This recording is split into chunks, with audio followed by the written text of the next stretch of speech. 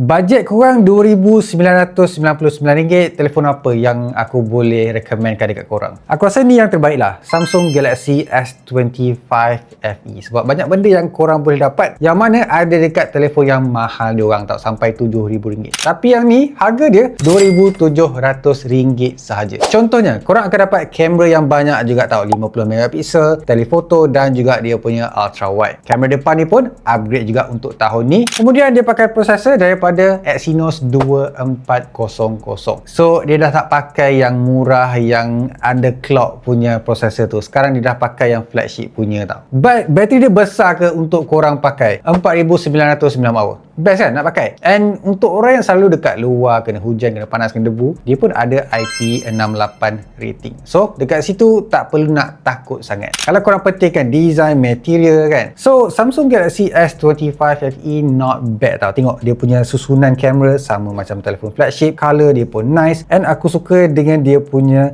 AMOLED screen daripada Samsung. Dia flat, dia cantik dan juga bezel dia cukup nipis untuk korang pakai, dan juga orang tahu itu adalah sebuah telefon yang mahal. Dan semua benda ni termasuklah ada Galaxy AI yang usually ada dekat telefon yang mahal je, ada dekat telefon ni dengan harga bawah RM2,999. Komen dekat bawah, aku nak suggestkan dekat korang bajet berapa lagi.